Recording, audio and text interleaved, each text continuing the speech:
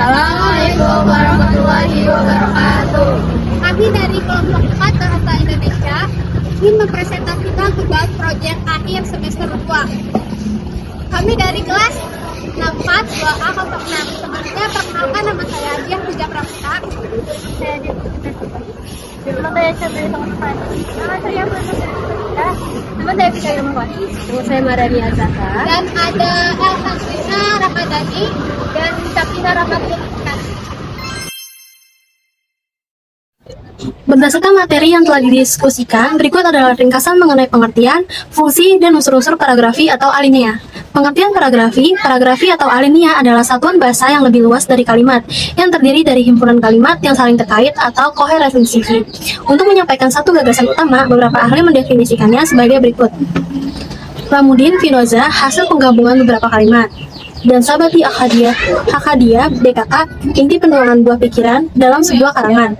Yang ketiga, Boris Kerapi, kesatuan pikiran yang lebih tinggi atau luas dari kalimat. Yang terakhir, fungsi paragrafi memiliki fungsi penting bagi penulis maupun pembaca. Dan untuk bagi penulis, berfungsi sebagai wadah mengungkapkan ide, memisahkan antar unit pikiran agar tidak bercampur, serta menjadi pembatas antar bab karangan. Yang kedua, bagi pembaca, yaitu untuk memudahkan pemahaman gagasan utama melalui perhentian yang wajar, membuat pembaca tidak cepat lelah, serta menarik minat pembaca melalui sajian informasi yang terstruktur. Persyaratan paragrafi yang baik, sebuah paragrafi dianggap efektif jika memenuhi syarat-syarat berikut. Yang pertama, kesatuan unity. Semua kalimat mengacu pada satu tema yang jelas. Yang kedua, koherensi atau kepaduan. Hubungan antar kalimat padu yang dapat dicapai melalui pengulangan kata kunci atau repetisi, penggunaan konjungsi atau kata hubung atau kata ganti. Terus selanjutnya, struktur formal minimal terdiri dari 3 kalimat dengan jumlah kata antara 30 hingga 100 kata. Ketentuan teknis, memperhatikan kaidah ejaan, tanda baca, serta penggunaan rujukan atau kutipan dalam karya ilmiah. Selanjutnya, unsur-unsur paragrafi. Paragrafi terdiri dari beberapa komponen penyusun. Yang pertama itu, ada gagasan utama atau ide pokok, ruh atau inti permasalahan yang ingin disampaikan. Kedua, kalimat utama, atau bisa disebut dengan kalimat topik. Kalimat yang memuat gagasan utama, letaknya bisa di awal atau di deduktif, dan di akhir, atau juga bisa disebut dengan induktif. Di awal dan akhir, atau campuran, atau di seluruh kalimat deskripsi atau naratif. Kalimat penjelasnya yaitu kalimat yang menguraikan, memberikan bukti, data atau fakta untuk mendukung kalimat utama. Nah, cara menemukan gagasan utama untuk menemukan gagasan utama dari sebuah teks secara utuh dapat dilakukan dengan 2 cara. Yang pertama itu memahami langsung maksud utama atau pokok pembicaraan seluruh isi teks. Yang kedua, menemukan ide pokok setiap paragrafi terlebih dahulu, kemudian menggabungkan dan menyimpulkannya menjadi satu gagasan teks yang menyeluruh. Selanjutnya, nanti akan dilanjut oleh rekan saya, yaitu Puan Rani. Berdasarkan materi yang disediakan, berikut adalah ringkasan mengenai jenis-jenis paragraf yang dikelompokkan berdasarkan beberapa sudut pandang. Yang pertama berdasarkan satuan karangan. Jenis paragraf ini dibedakan menurut posisinya dalam suatu tulisan. Yang pertama ada paragraf pembuka, berfungsi sebagai pengantar pokok masalah di bagian pendahuluan untuk menarik perhatian pembaca. Yang kedua ada paragraf isi, bagian inti yang menguraikan atau memperjelas pokok masalah secara detail dan logis. Dan yang ketiga ada paragraf penutup, berisi tentang kesimpulan, penegasan ulang, atau jawaban atas masalah yang ada di paragraf pembuka sebagai akhir karangan.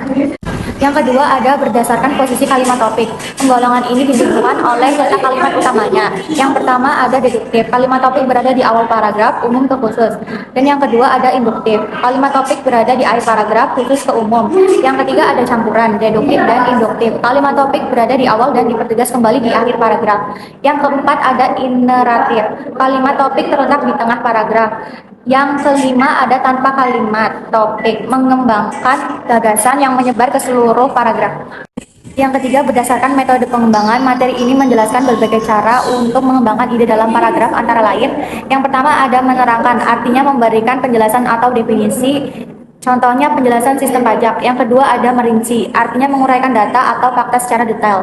Yang ketiga ada contoh, artinya menggunakan ilustrasi nyata untuk memperjelas pernyataan.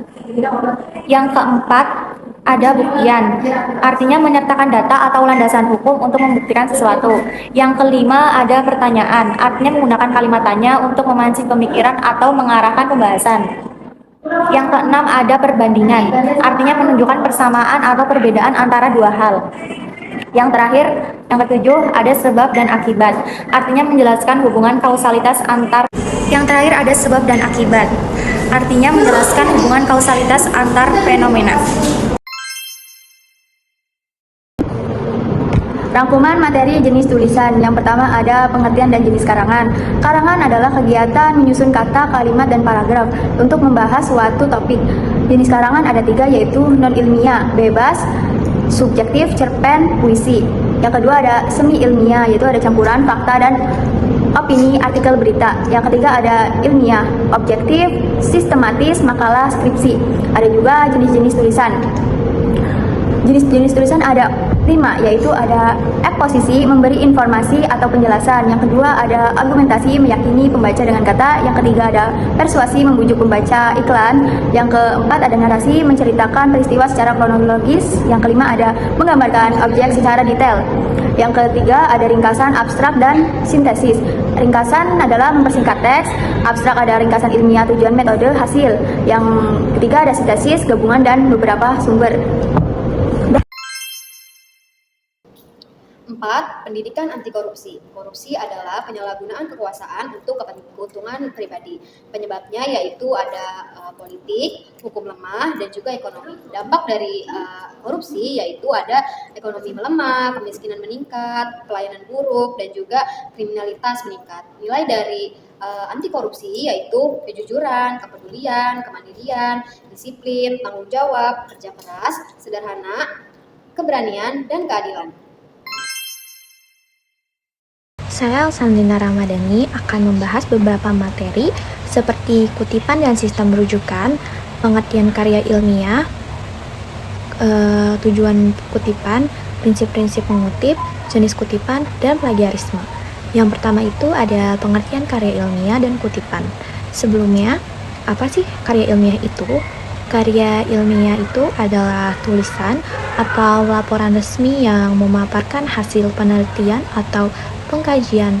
Ciri utamanya itu harus objektif, logis, sistematis, dan berdasarkan fakta. Jadi bukan hanya sekedar opini atau imajinasi kita saja. Saat kita sedang membuat karya ilmiah, kita butuh yang namanya kutipan. Kutipan ini adalah kegiatan meminjam kalimat, pendapat, atau ide dari penulis lain, baik dari buku jurnal maupun majalah. Tujuannya itu ada banyak, diantaranya untuk memperkuat argumen atau teori yang sedang kita bahas, untuk membuktikan kalau apa yang sedang kita tulis itu ada dasar hukum atau fakta ilmiahnya, dan yang paling penting sebagai bentuk apresiasi atau penghargaan kita kepada penulis aslinya. Perlu diingat, mengutip itu ada aturannya, tidak bisa sembarangan. Ada beberapa prinsip utama yang wajib kita pegang saat mengutip. Yang pertama, jangan pernah mengubah teks asli. Jika kita mengutip secara langsung, ejaan dan kata-katanya harus sama persis. Kedua, pakai tanda elipis atau titik-titik 3 jika ada bagian kalimat dari sumber asli yang sedang kita potong tanpa mengubah maknanya. Ketiga, jika ada kesalahan ejaan dari sumber aslinya, kita bisa tambahkan tanda khusus yaitu kurung siku, tulisan 6 di sebelah kata yang salah tadi. Ini tanda kalau kesalahannya itu murni dari buku aslinya, bukan dari kita. Sekarang kita masuk ke jenis kutipan. Secara garis besar, kutipan itu dibagi menjadi 2 jenis. Yang pertama, itu ada kutipan langsung. Kutipan langsung itu adalah kutipan yang kita ambil sama persis dengan aslinya. Kutipan langsung dibagi lagi menjadi 2, yaitu kutipan langsung pendek. Kalau kurang dari 4 baris, caranya langsung digabung ke dalam paragraf kita dan diapit dengan tanda petik. 2 kutipan langsung panjang, jika baris atau lebih dari 4. Ditulisnya itu harus terpisah dari paragraf kita, bikin baris baru yang menjorok ke dalam, pakai spasi tunggal, dan biasanya tidak perlu pakai tanda petik lagi. Yang kedua ada kutipan tidak langsung atau biasa disebut parafrase. Nah, kalau yang ini kita cuman ambil intisari atau ide pokok dari sumber aslinya. Lalu kita tulis ulang pakai bahasa dan gaya penyampaiannya kita. Formatnya sama kayak teks biasa dan nggak perlu pakai tanda petik. Terakhir itu ada plagiarisme. Plagiarisme itu adalah tindakan menjiplak, mengambil, atau mengaku-ngaku ide orang lain, karya, dan tulisan orang lain sebagai milik kita sendiri tanpa izin atau tanpa mencantumkan sumbernya.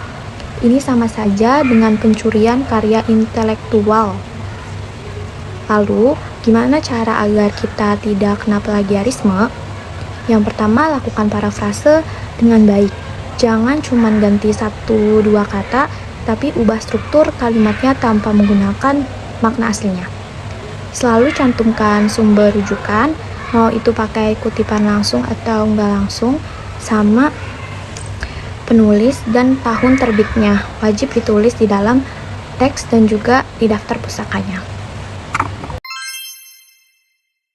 Saya akan menjelaskan sistem rujukan. Yang pertama itu digunakan untuk menunjukkan sumber kutipan. Jenis sistem rujukan yaitu ada catatan kaki atau footnote di bagian bawah halaman. Lalu ada catatan belakang atau endnote di akhir tulisan atau bab. Lalu ada jenis catatan, yaitu ada referensi sumber kutipan, ada informasi tambahan atau penjelasan tambahan.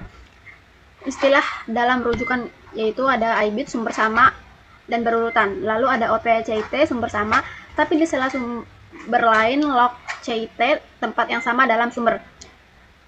Lalu ada pengertian sitasi. Sitasi adalah cara menyebutkan sumber dalam tulisan. Tujuannya itu menghindari plagiarisme, menjaga kejujuran akademik, dan memperkuat tulisan. Lalu kapan harus sitasi dilakukan? Yaitu saat mengutip langsung parafras, menggunakan ide orang lain, merujuk karya tertentu. Lalu ada manfaat sitasi, memperkuat argumen, menunjukkan penelitian, membantu membaca mencari sumber, menunjukkan keaslian karya. Gaya penulisan sitasi yaitu ada APA, umum digunakan ilmu sosial. Lalu formatnya itu nama, tahun, dan halaman. Lalu yang kedua ada MLA, digunakan di bidang bahasa dan sastra, fokus pada penulisan dan judul. Lalu ada Chicago Style, digunakan di berbagai bidang 2 sistem, catatan dan bibliografi, penulisan tahun. Cara membuat sitasi yaitu catatan langsung dalam teks, nama, tahun, halaman, catatan kaki, atau footnote. Di bawah halaman catatan akhir ada endnote di akhir tulisan. Kesimpulannya yaitu, kutipan dan sitasi adalah bagian penting dalam karya ilmiah, berfungsi untuk memperkuat argumen, menghindari plagiarisme, menjaga etika ilmiah penulis, harus memahami jenis kutipan, prinsip mengutip, sistem rujukan, dan gaya sitasi. Syafina Rahmatul Insani. Selanjutnya saya akan membahas materi tentang daftar pusaka yang meliputi pengertian dan fungsi daftar pusaka, unsur dan teknik penulisan, perbedaan gaya penulisan APA dan MLA, serta penggunaan aplikasi Mendeley. Kita masuk ke pengertian dan fungsi daftar pustaka terlebih dahulu. Daftar pustaka adalah daftar yang berisi seluruh sumber referensi yang digunakan dalam penyusunan suatu karya tulis, seperti buku, jurnal, artikel, maupun sumber dari internet. Daftar pustaka biasanya diletakkan pada bagian akhir karya tulis. Adapun fungsi daftar pustaka, yang pertama, menunjukkan sumber informasi yang digunakan penulis. Yang kedua, menghargai karya dan hak cipta penulis asli. Yang ketiga, memudahkan sumber referensi, memudahkan pembaca menemukan sumber referensi. Yang keempat, meningkatkan kredibilitas dan kepercayaan terhadap karya tulis. Lalu yang terakhir, yang kelima, menghindari tindakan plagiarisme. Unsur dan teknik penulisan daftar pustaka. Dalam penulisan daftar pustaka terdapat beberapa unsur penting, yaitu pertama itu ada nama penulis, yang kedua tahun terbit, yang ketiga judul buku atau artikel, keempat kota penerbit, yang kelima itu nama penerbit. Apabila sumber berasal dari jurnal, biasanya ditambahkan nama jurnal, volume, nomor, dan halaman. Sedangkan untuk sumber dari internet dapat ditambahkan alamat situs atau doi serta tanggal akses jika diperlukan. Teknik penulisan daftar pustaka antara lain yang pertama itu disusun berdasarkan urutan alfabet nama penulis, menggunakan format penulisan yang konsisten. Judul buku biasanya dicetak miring. Baris kedua dan seterusnya menggunakan indentasi menggantung sesuai aturan penulisan. Lalu kita masuk ke perbedaan APA dan MLA. Terdapat beberapa gaya penulisan daftar pustaka yang umum digunakan. Di antaranya adalah APA dan MLA. APA atau American Psychological Association umumnya digunakan pada bidang ilmu sosial, pendidikan, dan psikologi. Ciri utamanya adalah menekankan tahun terbit karena menunjukkan kebaruan sumber. Contohnya, itu ada Anderson, J, A, dalam kurung 2023, Academy Writing, Oxford University Press. Sementara itu, MLA atau Modern Language Association lebih sering digunakan dalam bidang sastra, bahasa, dan humaniora. Gaya ini lebih menekankan nama penulis dan halaman sumber dibandingkan tahun terbit. Contohnya, Anderson, John, A, Academy Writing, Oxford University Press, 2023. Jadi, perbedaan utama APA dan MLA terletak pada urutan penulisan, posisi tahun terbit, serta format citasi yang digunakan. Selanjutnya kita ke penggunaan Mendeley. Mendeley adalah aplikasi manajemen referensi yang membantu penulis mengelola sumber pustaka dan membuat citasi secara otomatis. Beberapa manfaat menggunakan Mendeley yaitu: yang pertama, menyimpan dan mengatur berbagai referensi dalam satu tempat. Yang kedua, membuat citasi dan daftar pustaka secara otomatis. Yang ketiga, mendukung berbagai gaya citasi seperti APA, MLA, Chicago, dan Harvard. Yang keempat, terintegrasi dengan Microsoft Word sehingga memudahkan penulisan karya ilmiah.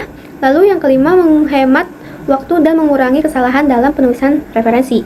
Sekian dari saya.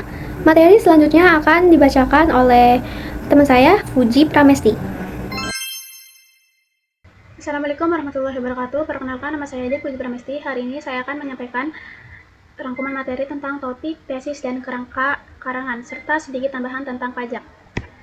Langsung saja, yang pertama ada pengertian. Dalam penulisan karya ilmiah, bahasa Indonesia berfungsi sebagai alat komunikasi ilmiah.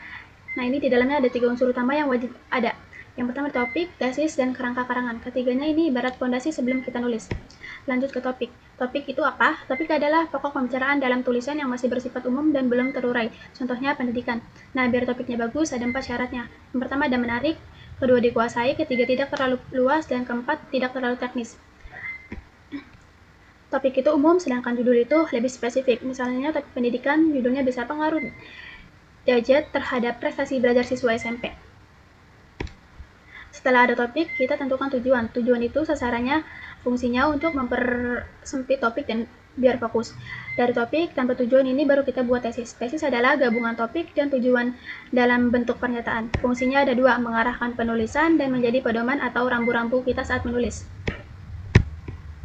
Terakhir ada kerangka karangan. Kerangka itu ibarat denah rumah. Dia adalah rencana penyusunan tulisan secara sistematis. Fungsinya menjaga fokus tulisan, mempermudah penyusunan, dan menghindari pengulangan.